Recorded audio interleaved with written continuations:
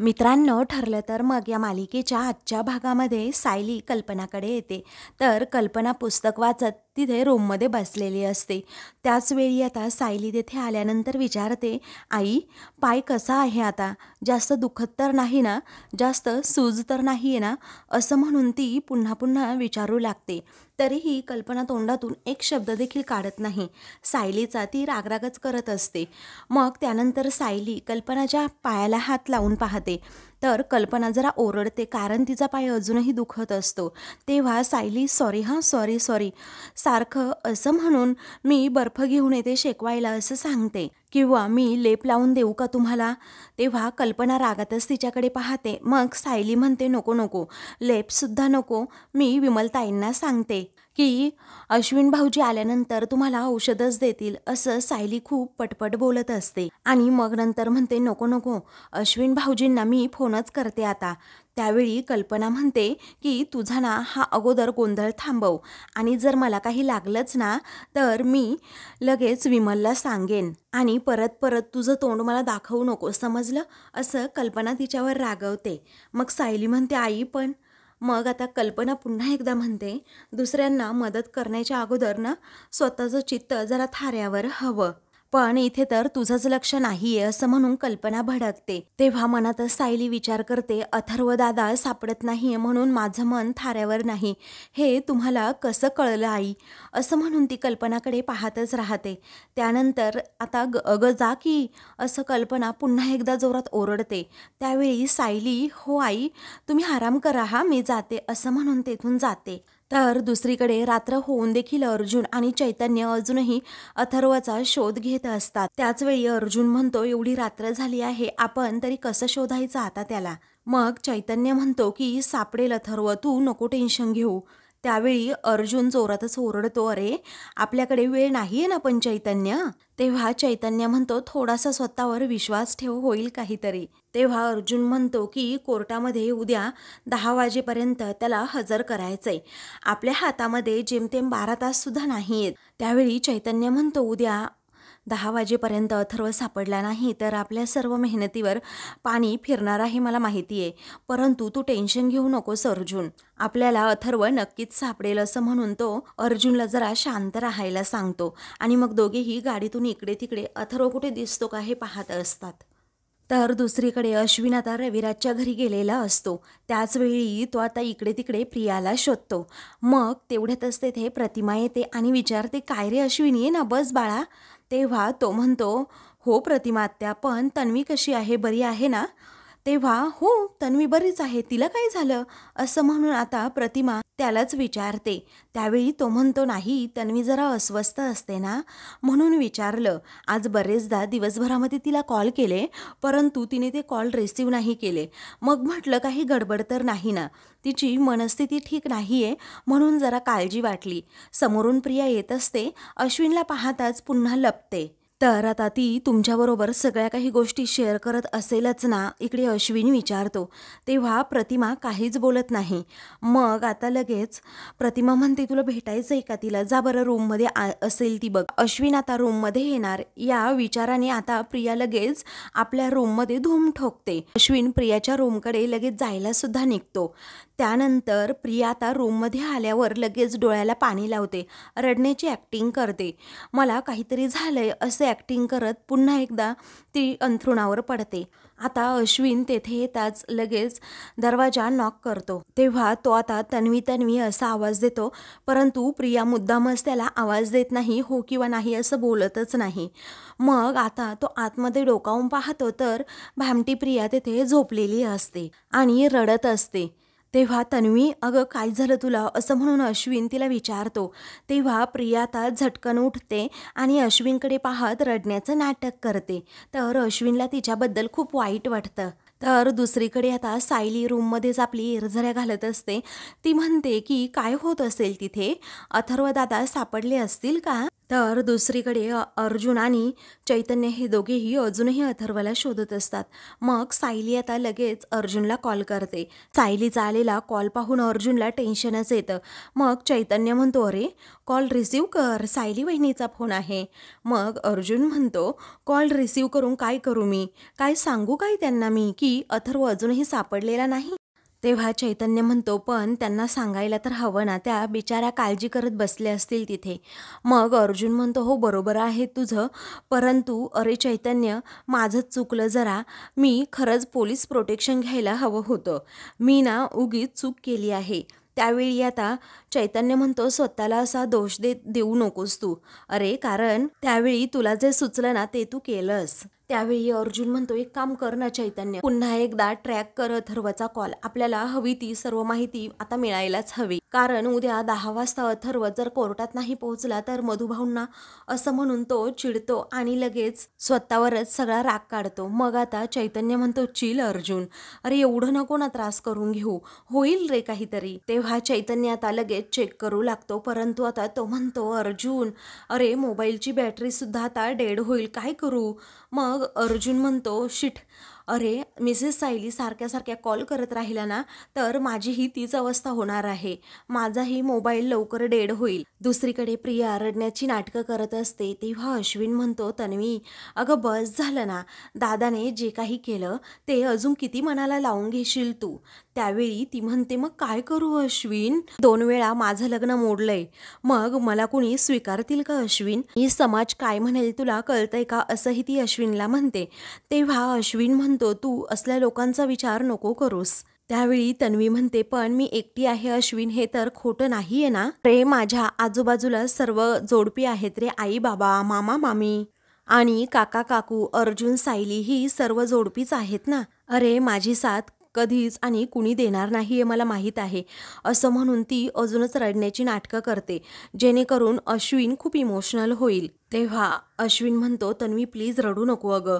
मग प्रिया रडण्याचं नाटक करतच म्हणते, अश्विन सांग ना, अरे मला कोण मला मरेपर्यंत साथ देईल, कोण आहे माझ्याबरोबर मरेपर्यंत, सांग ना तूच अश्विन, असं म्हणून ती रडते.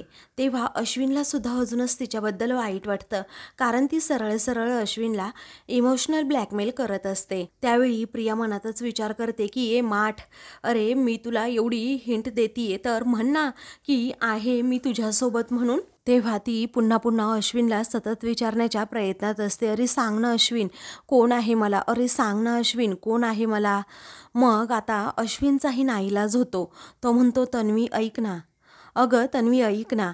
मग आता असं जरा तो अडखळतच बोलत असतो. तर प्रिया आता हे ऐकण्यासाठी खूपच एक्साइट असते की अगं तन्वी मी आहे ना तुला, मी आहे तुझ्यासोबत अगदी आयुष्यभर कायम. हे ऐकण्यासाठी ती एक्साइट असतानाच प्रतिमा तेथे येते आणि म्हणते, अश्विन. आता अश्विन बोलण्याचंच थांबतो आणि विचारतो, काय झालं प्रतिमा आत्या. तेव्हा प्रतिमा लगेच त्याला कॉफी देते. त्यावेळी प्रिया मनातच विचार करते, हा अर्धा मेंदू आला नेहमीप्रमाणे घोळ घालायला. त्यानंतर आता कॉफी मला नको आहे असं आता अश्विन म्हणतो. तेव्हा प्रतिमा विचारते, का रे बाळा. मग आता तो म्हणतो, काही नाही, मी घरी कळवलंय की लवकर येतोय म्हणून. तेव्हा आता प्रिया ही रागातच प्रतिमाकडे पाहते आणि प्रतिमाला ते बरोबर समजलेलं असतं. त्यावेळी आता अश्विनला प्रियाबरोबर अजून काही बोलायचं असतं. मग आता तो प्रतिमासमोर असल्यामुळे म्हणतो की हे बघ तन्वी तू काळजी घे हां. तेव्हा प्रिया हो असं म्हणते. तर आता प्रतिमाला समजतच नाही नक्की हिला काय झालंय आता काळजी घ्यायला, असं म्हणून ती आता रागातच प्रियाकडे पाहते. तर प्रिया लगेच आपला चेहरा लपवते. दुसरीकडे कल्पना ऐकतच नसते. ती म्हणते की मला तिथे हॉलमध्ये डायनिंग टेबलवर बसूनच जेवण करायचंय. मग प्रताप आणि विमल दोघेही म्हणत असतात की नको अहो तुम्ही रूममध्येच बसा, असं विमल सतत म्हणते. मग प्रताप म्हणतो, हो ना कल्पना किती हट्टीपणा करते ग. त्यावेळी ती म्हणते, नाही मला इथेच बाहेर जेवायचे. तेव्हा प्रताप म्हणतो, अगं कल्पना तू अशी काय आहे ना कळतच नाही. अगं प्रताप नाव माझं आहे आणि तूच काय हे प्रताप करून ठेवलेत, आणि तो डबा काढण्यासाठी तुला वर स्टूलवर चढण्याची काय गरज काय होती. तेव्हा कल्पना म्हणते, हो चुकलं माझं, तुम्ही आता ओरडू नका हा मला, असं म्हणून आता ती तिथे खुर्चीवर बसते आणि तिला बरं वाटतं. तर इकडे आता कल्पना आणि प्रतापचं लक्ष बाहेर जातं, तर सायली सारखी दाराकडे पाहत असते आणि फोनमध्ये सुद्धा पाहत असते. तेव्हा त्या दोघांनाही जरा तिची काळजीच वाटते. तेव्हा कल्पना विचारते, काय हो, काय झालं असेल का? मगापासून सारखी गोंधळलेली दिसती आहे, सारखी फोनमध्ये पाहतीये, बाहेर पाहतीये. तेव्हा प्रताप म्हणतो, अगं जेव्हा मी आलो ना ऑफिसवरून घरी, तेव्हा ती अशीच दारात उभी होती. मग मी अर्जुनला विचारू का नक्की काय झालंय? तेव्हा कल्पना म्हणते, अर्जुन तरी कुठे आलाय अजून घरी? पुढे कल्पना म्हणते, हो अश्विन पण म्हणाला होता की लवकर येईल, पण अजूनही आला नाही, बघा ना तुम्हीच आता. त्यावेळी हे दोघे नक्की बाहेर एवढा वेळ काय करतायत काय, असं आता प्रताप विचारतो. ही कल्पना म्हणते की काय माहीत, अश्विनला इमर्जन्सी आली असेल, परंतु अर्जुनचं काय चाललंय ना मला कळतच नाही आजकाल. ती सुद्धा खूप काळजीत वाटतीये. सगळं काही ठीक असेल ना, असं ती प्रतापला विचारते. तेव्हा प्रताप म्हणतो, असेल सगळं ठीक, तू काही काळजी करू नकोस, तू आता जरा शांतपणे जेव. तर आता सायली तेथे सारखी मोबाईलकडे पाहत असते, बाहेर पाहत असते आणि तेथेच आपली एरझऱ्या घालत बसते. अर्जुनची वाट पाहत असते. तेव्हा कल्पना आणि प्रतापला अजूनच काळजी वाटते. ते दोघेही सारखे तिच्याकडे न जेवता पाहू लागतात. तर दुसरीकडे प्रतिमा आता अश्विनला विचारते, बाळा कॉफी का नाही घेतलीस रे तू? आणि मी तर म्हणते बाळा तू 2 घास जेवणच करून जा.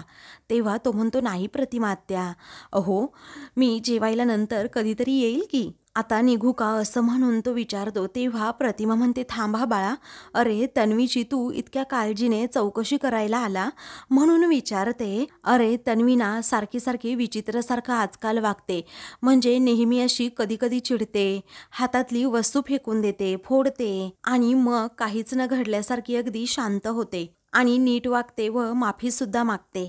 मला ना तिचं वागणं कधी कधी खरंच कळत नाही. त्यावेळी अश्विन म्हणतो, प्रतिमा आत्या तूच तिला समजून घ्यायला हवं, कारण तिच्या बाबतीमध्ये जे काही घडलं ना, असं सहन करण्यासारखं खरंच नाहीये. कारण ती फक्त वरवर नॉर्मल दिसत असेल, परंतु आतून खूप दुःखी आहे आणि म्हणूनच तिचे मूड स्विंग्स होतात. तेव्हा प्रतिमा म्हणते, अरे पण ती सगळं काही विसरण्याचा प्रयत्न सुद्धा अजिबात करत नाहीये. त्यावेळी आता अश्विन म्हणतो की आपण तिला समजून घेऊया, ती कशीही वागली ना तरीही तिला आपण सपोर्ट करूयात. आणि आत्ताच्या घडीला एवढंच आपल्यासाठी महत्त्वाचं आहे की तिची आई तिचा विचार करतीये. त्यावेळी प्रतिमा म्हणते, अरे बाळा तो विचार मी करतीयेच ना, आणि म्हणून तर आयुष्यभराचं दुःख तिच्या पदरात नाही येऊ दिलं ना. त्यावेळी अश्विन म्हणतो, पुढचे काही दिवस तन्वीचे जे मूड स्विंग्स आहेत ना ते आपण सहन करूयात आणि सर्वजण मिळून तिची काळजी सुद्धा घेऊयात. तर अश्विन विचारतो, जाऊ का, घरी मम्मा वाट पाहत असेल? तेव्हा आता प्रतिमा म्हणते, हो जा बाळा. मग आता अश्विन हा तेथून जातो. दुसरीकडे अर्जुन आणि चैतन्य हे दोघेही आता भरधाव वेगाने पुढे हायवेवरून चाललेले असतात. त्याचवेळी आता अर्जुन म्हणतो, अरे बघ ना, इन्स्पेक्टर कदमांनी काही अपडेट पाठवली का? चैतन्य म्हणतो, माझा फोन ना मगाशीच डेड झालाय. अर्जुन म्हणतो, मग माझ्या मोबाईलवर बघ बरं. तेव्हा चैतन्य त्याचा मोबाईल घेतो आणि म्हणतो, अरे 1% चार्जिंग आहे फक्त. त्यावेळी आता नंतर तो म्हणतो की तुझा फोनसुद्धा आता बघ डेडच होऊन गेला. तेव्हा अर्जुन डोक्यालाच हात लावतो आणि म्हणतो, कसं कळणार आपल्याला, समजणार कसं? अरे मी चार्जिंग कॉर्ड घेतला होता त्या दिवशी, पण अचानक चुकूनच घरी राहिला तो. आपल्याला एकाच दिवशी एवढ्या अडचणी काय येत आहेत ना, कळत नाही. मग त्याच वेळी आता चैतन्य म्हणतो की होईल रे सगळं अर्जुन नीट, तू काळजी करू नकोस ना आता. तर दुसरीकडे प्रिया ही हॉलमध्ये असते आणि रविराज घरी कधी येतो याची वाट पाहू लागते. त्याचवेळी ती रविराजचा मनात विचार करत आता म्हणते की हा किल्लेदार कधी येणार आहे काय माहीत, मला शेकोटी पेटवायची आहे, असा भडका झाला पाहिजे, मी काडीपेटी तर हातात घेऊन तयारच आहे, असं म्हणून ती पुन्हा पुन्हा वाट पाहते. समोरून आता रविराज येत असतो. त्याचवेळी आता प्रिया तेथे खुर्चीवर बसते आणि उगीच रडण्याची नाटकं करू लागते. तेव्हा काय तन्वी, काय चाललंय, असं रविराज तेथेच विचारतो.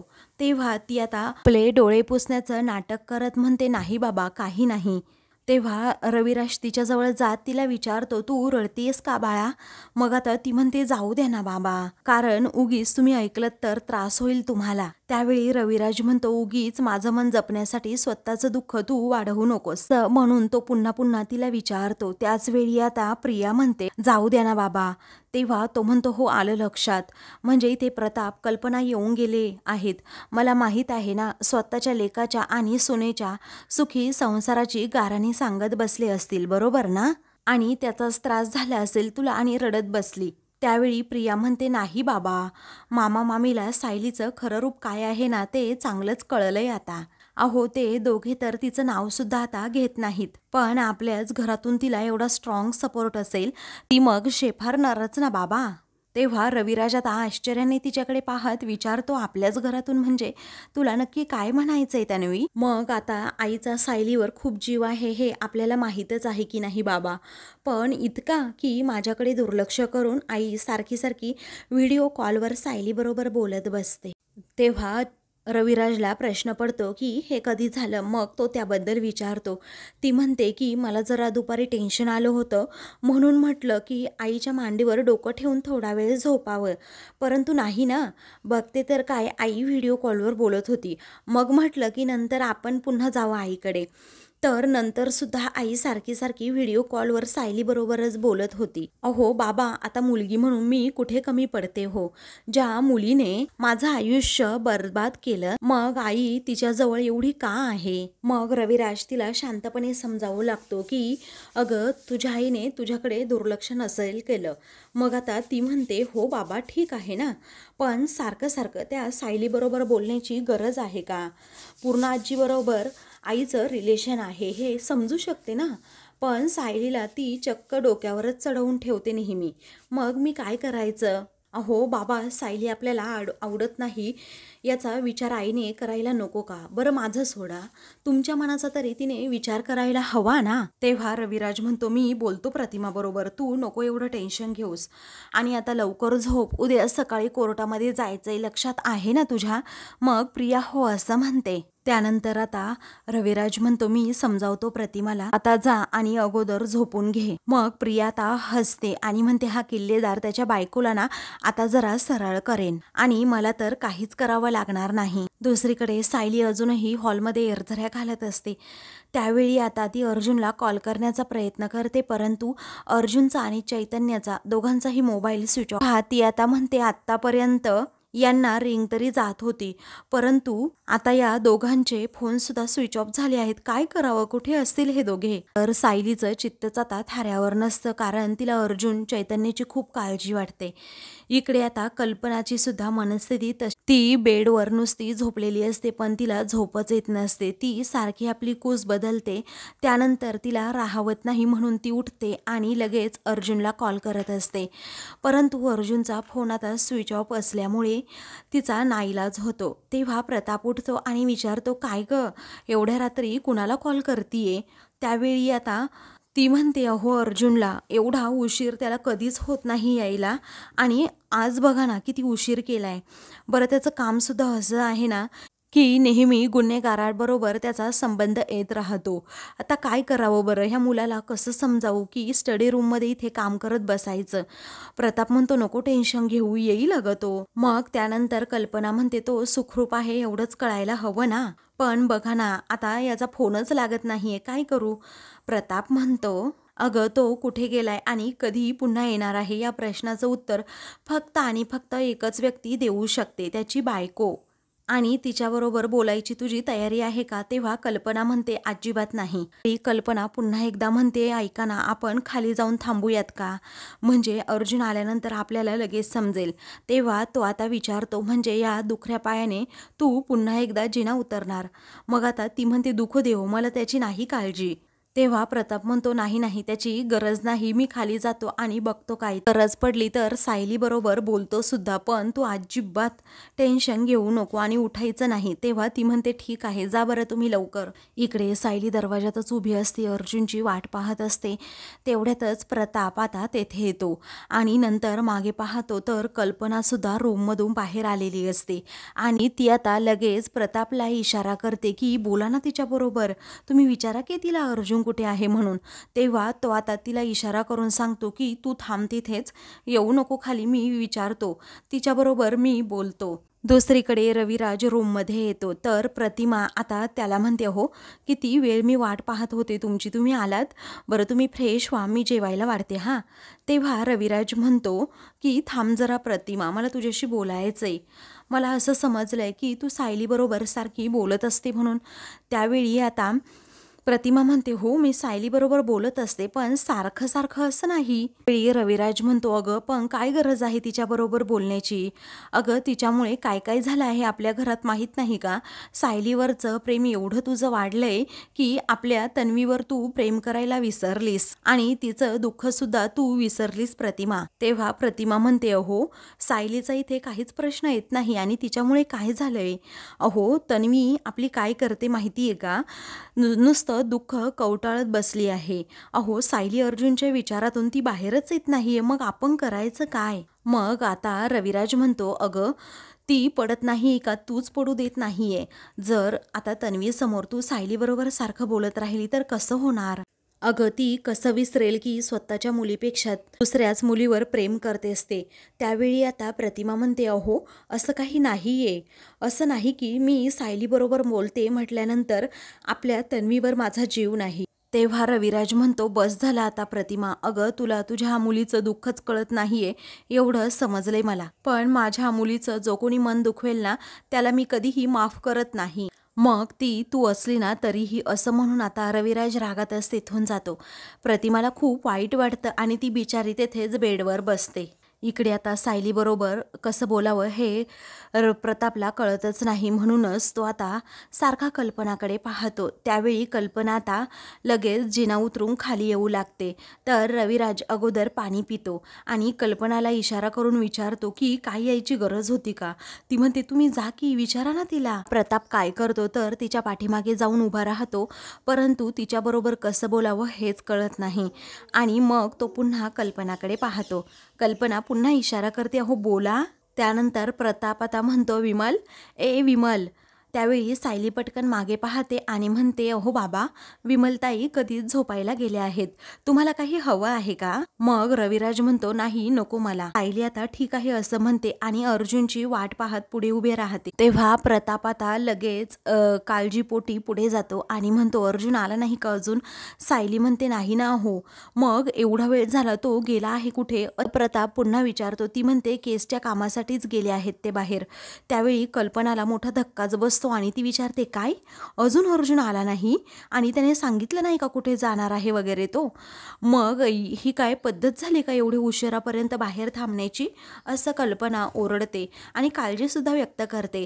सायली म्हणते, रिलॅक्स राहा तुम्ही आई, अहो काही टेन्शन घेण्याचं कारण नाही, चैतन्य भाऊजी सुद्धा आहेत त्यांच्याबरोबर, त्यांच्या दोघांच्या फोनची बॅटरी ही डेड झाली असेल म्हणून मी त्यांची वाट पाहत इथेच उभी आहे. त्यावेळी कल्पनाला जरा बरं वाटतं की चैतन्य त्याच्यासोबत आहे.